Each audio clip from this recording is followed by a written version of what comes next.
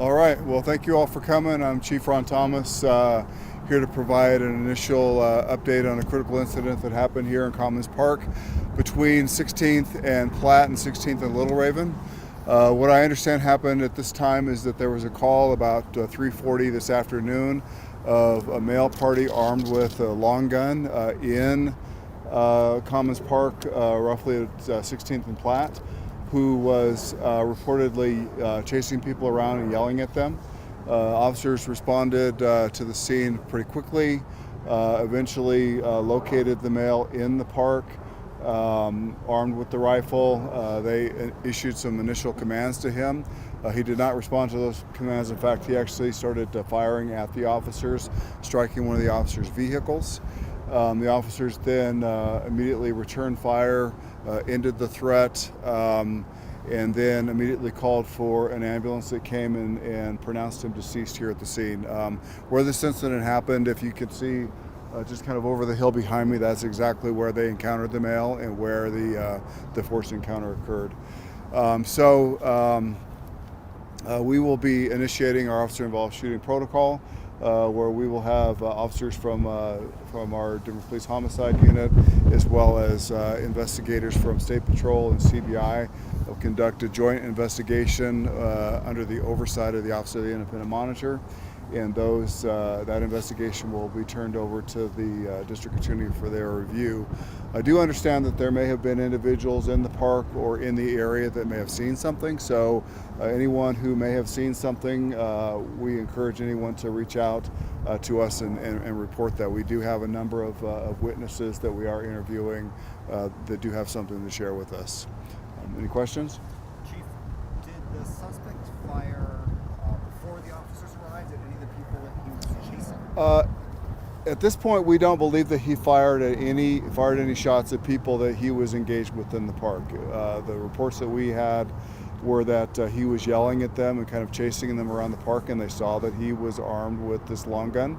But we don't have any information to suggest that he fired any shots before he was challenged by the officers. And then did he fire at officers or at the vehicle? He actually struck one of the officers' vehicles, so we do believe that he was firing at the officers. And you say long gun, is that an assault rifle? It's a rifle of some sort. We'll have to do some investigation to determine exactly what the caliber and what style of rifle it is, but it is a long gun. Do you know how many officers fired? Do I know how many officers fired? Yes. We had multiple officers on scene at the time of force, and 2 of them fired. How important was protocol and timing in this instance? I'd imagine the department reacted pretty quickly here. Talk about that a little bit. Yeah, certainly. I mean, obviously, something significant like this, a person walking around with armed with a weapon, threatening people, I think it's critical that we get here quickly, and thankfully we did get here quickly. We're able to identify that individual, or at least find the described individual and challenge him.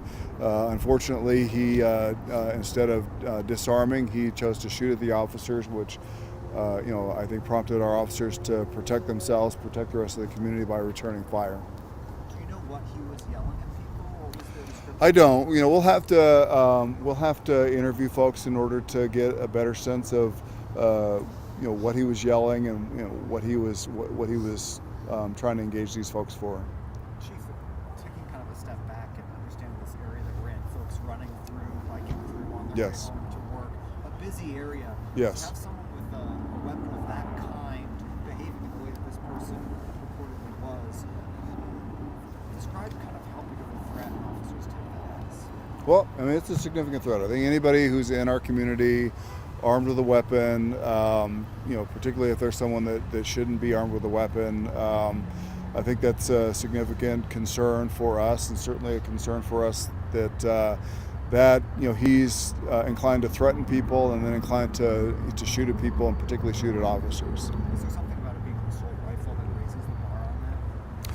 Well, I do think that it raises the bar because, if it is indeed an assault rifle, obviously, that's not, something that we want just, the average citizen to have in their possession and be carrying around in a park. But certainly it, I think, heightens the threat level for the community, certainly heightens the threat level for our officers. Any officers injured? No, thankfully, none of the officers were struck, none of the officers were injured whatsoever. Can you talk about the officers discharging their firearms in a busy park like this? That's obviously not an ideal situation. Not an ideal situation, but the officers, I think, were very aware of their backgrounds, very aware that there was no one else within, their side of fire. I'm sure at some point in time you'll be able to see exactly what it looks like on the other side of the hill here. So I think their line of fire, the vantage points that they had, I think that the public was safe. You said that the suspect fired at one of the officers' vehicles. Did it hit the It did. window, It did. shatter a windshield? It put a hole inside of the car. Was an officer inside the car at the time it was shot? I believe he was behind the car, using the car as covering concealment. Any idea timing on park closure? I would imagine, given the darkness and given the evidence that we need to recover, and photographs and things like that we need to take, I would imagine this park is going to be closed for several more hours. Chief, I was just struck by you saying that one of your officers was using the car as cover and the bullet went into that very car as other officers are aiming their guns at the suspect with this rifle. I mean, this is a real standoff here in the middle of downtown.